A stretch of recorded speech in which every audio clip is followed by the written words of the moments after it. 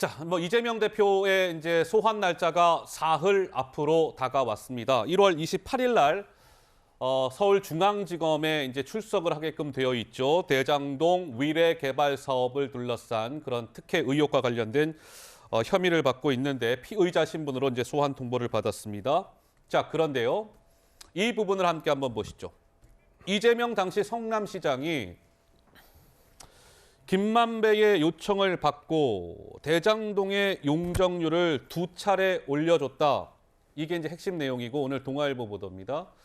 그러니까 김만배가 유동규를 거쳐서 유동규가 당시 정징상 성남시 정책실장을 통해 이재명 당시 성남시장에게 이제 보고가 됐다는 건데 2014년 8월경에 김만배가 성남시 예산으로 그 터널을 개설합시다. 그리고 용적률을 좀 올려줍시다. 이런 것들을 얘기합니다. 그 이후에 실제로 이재명 성남시장이 오케이, 공동주택 부지 용적률을 150%에서 180%로 한번 올려줬다는 거예요. 그리고 2016년 1월경에 이 대장동 일당들, 이 민간업자가 터널 공사를 우리가 그 비용은 될 테니까 대신에 성남시가 용적률을 올려줘서 그 비용을 좀 보존해 주십시오. 이렇게 요청했다는 거예요. 근데 실제로 그 이후에 이재명 당시 성남시장이 용적률을 180%로 한 번 올려줬는데 그거를 한 번 더 업그레이드했다. 190에서 195%대까지 상향을 시켜줬다. 이게 대장동 일당 공소장에 적시가 됐답니다. 김수경 교수님, 이게 의미하는 바는 뭡니까? 참 이재명이 어쨌든 이재명 대표가 당시 성남시장으로서 이 대장동 사업의 최종 결재권자라는 사실은 변하지 않습니다. 그렇기 때문에 이 사업에 치명적인 결함이 있다면 이재명 당시 성남시장이 책임으로부터 자유로울 수가 없는 것인데 흥미로운 것은 이제 민간업자들이 원하는 대로 말하는 대로 모든 것이 이루어졌다라는 거예요. 2차례 올려줬다. 마치 창세기에서 하나님이 빛이 있으라 했을 때 빛이 생긴 것처럼 용적률이 높아져라 하면 용적률이 높아지고 임대주택의 비율이 줄어들어라 하면 줄어들고 모든 것이 민간 사업자들의 이익이 극대화되는 방향으로 원하는 대로 이루어졌다라는 것이죠. 어떻게 보면 대장동의 창세기라고 할 수 있는 건데 아이고. 용적률이라는 거는 정말 올리기가 어렵습니다. 같은 땅에 10층짜리 아파트를 지을 수 있느냐, 20층짜리 아파트를 지을 수 있느냐에 따라서 그 땅 주인, 그 아파트 주인은 어마어마한 그 이익을 얻을 수 있기 때문에 이 용적률은 굉장히 예민하고 지금 서울 시내 아시겠지만 4, 50년 된 아파트들이 재건축이 잘 안 되는 이유가 뭐냐면 더 많은 용적률을 원하거든요. 그래야 자기들이 분담하는 돈은 거의 없어지고 일반 분양을 많이 해서 돈을 얻을 수 있기 때문에 예. 그렇기 때문에 지금 이렇게 용적률이 높아져서 한 170채 정도의 집을 더 지을 수 있었다는 거예요. 그게 5억씩만 남겨도 850억이 더 생기는 셈인 거죠. 그렇기 때문에 이렇게 정말 몇십 년 된 아파트도 용적률을 못 올려서 재건축이 안 되는 아주 어려운 일인데 용적률이 이렇게 간단하게 올라갔고 임대주택의 비율도 줄어들었고 이뿐만이 아니라 다 아시지만 초과이익 환수 조항도 없어지고 모든 것이 민간 사업자들이 이익을 극대화하는 방향으로 사업이 추진된데 이재명 당시 성남시장의 책임이 하나도 없다?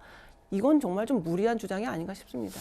어디까지나 일단 이건 이제 공소장에 적시가 되어 있는 것이고 이제 향후 이제 재판을 통해서 드러나게 될 텐데, 그러니까 이런 거죠. 용적률 상향을 대장동 일당들이 요구하면 그것대로 이렇게 딱딱딱딱 이재명 당시 성남시장이 오케이를 해줬다. 이제 이거에 이어서 또 이게 있습니다.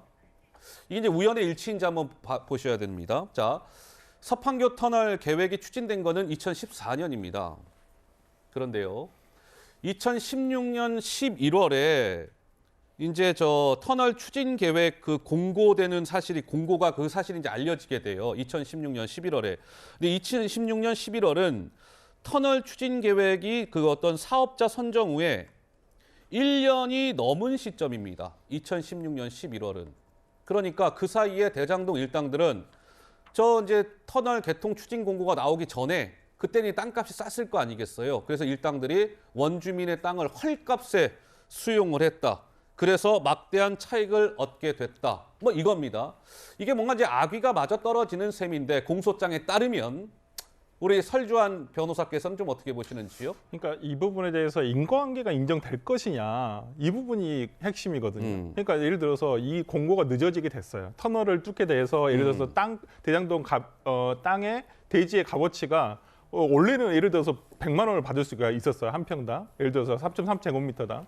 근데 이 터널이 뚫림으로써 뭐 예를 들어서 500만 원어치가 됐다. 근데 이것과 관련해서 그러면 이 정책 결정을 하는 데 있어서 인과관계가 있느냐? 인과관계. 네, 이 부분을 따져야 되거든요. 근데 지금 이제 보도상에 의하면 김만배 씨가 직접적으로 예를 들어서 제목만 보면 김만배 씨가 직접적으로 이재명 시장에게 당시 시장에게 요청을 해서 이것이 들어졌다.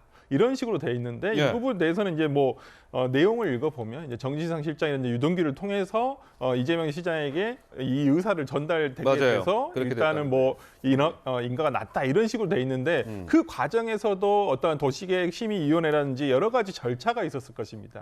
그렇다고 한다면 여기서 이재명 시장의 어떠한 결정과 당시 시장의 결정과 이 분양가 상승, 어떠한 그 대장동 그 땅값의 어떠한 그 매수하는 데 있어서 예. 이게 인과관계가 있어야지만 이 부분에 대해서 그래 이해충돌 방지법이다 네. 이렇게 볼 수가 있는 것이지 지금 단순히 지금 이 자체만 가지고는 조금 모호한 부분들이 있는 것 같습니다. 자, 모호한 부분이 있다. 우리 김연아 의원께서는 어떻게 순간순간마다 시장의 재량 행위로 도시계획 결정과 변경이 이루어집니다.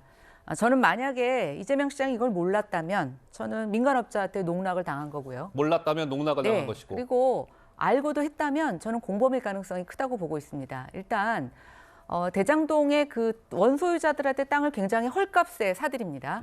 그리고 한 2년여 가까이 지나고 난 다음에 인근에 터널 공사를 하게 돼요. 그러면서 터널까지도 민간업자한테 맡기는데 민간업자가 우리 터널 공사비가 추가로 들으니 용적률을 더 달라고 한 그걸로 겁니다. 보전해달라. 예, 근데 사실 여기에 좀 트릭이 있는데 이미 이 사람들은 아주 헐값에 땅을 샀기 때문에 2년 뒤에 터널이 개통이 되면 공사가 되면 땅값이 오르게 됩니다. 그러면 이때 이 사업에 대한 토지 이익과 비용에 대해서 사실은 재산정했었어야 돼요. 그때 이미 이익을 줬습니다. 그런데 이때 또 달라고요? 그러면 시장이 얘기했었어야죠. 그때 당신네들 터널도 개통되기 전에 싼 값에 토지를 매입했잖아. 강제 수용했잖아. 그럼 거기서 충당을 해야지. 이게 민간업자로부터 공공이익을 환수하는 겁니다. 근데 그거 놔두고 또 달라고 하니까 해줬어요. 제가 아까 말씀드렸죠. 알고도 했다면 공범이고요. 모르고 했다면 것이다. 민간업자한테 농락당한 거죠. 예. 원래 대장동은 공공개발하기로 한 걸 민간 합동으로 하면서 공공이 1% 지분을 더 가져가고 민간에게 줬던 크나큰 권한이 뭐냐면 토지의 강제 수용권입니다. 그러면 그걸 주고서는 하게 됐으면서 민간한테 요만큼 예를 들어서 뭐 1,000억의 이익을 갖기 위해서 민간이 벌어야 될 돈을 그거보다 수천억으로 만들어주고 공익을 환수했다라고 하면은 처음부터 성남시가 했으면 전체 5천억 원이 다 성남시의 수익이 아니었겠습니까? 예. 저는 이 부분에 있어서는 배임, 또 이해충돌 방지, 저는 뭐 이해충돌 방지는 결국 이재명 대표가 이것으로 인해서 어떤 이익을 가져갔느냐는 걸 알겠습니다. 규명해야 되겠지만 예. 어쨌든 본인이 시장으로서 재량 행위에 대해서 투명하지 못하게 정당하지 못하게 행사했다는 것의 혐의로서는 피하기 어려울 것으로 보고 있습니다. 알겠습니다. 하여튼 뭐 이 대장동 얘기만 나오면 우리 패널들 간에 아주 그냥 토론이 뜨겁습니다.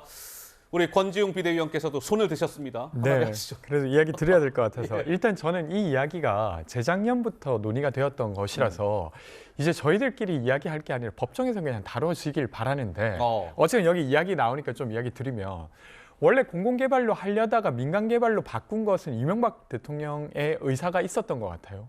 그래서 이제 그때 당시 한나라당 의원도 계속 이야기를 해서 민간개발로 바뀌었다가 그것을 이재명 대표가 당시에 성남시장이 되면서 민간 합동으로 가져왔습니다. 그러니까 일부 어쨌건 만약에 민간개발로 됐으면 성남시가 어떤 이익도 환수하지 못했던 사안인데 일부 가져올 수 있었던 토대를 만든 건 이재명 당시 성남시장이었죠. 예. 근데 저는 이 사안에서 핵심적으로 볼 부분은 핵심이 뭡니까? 그러니까 이재명 대표 측에 돈이 흘러갔는가가 인가 아닌가가 있는 다음에 예를 들면 이 개발과 관련돼서 이재명 대표의 어떤 의사가 부당하게 반영되었다 아니다를 따지는 게 순서라고 생각됩니다. 네네네. 근데 지금 어떻습니까? 김용 부원장과 정진상 실장 지금 구속된 상태입니다.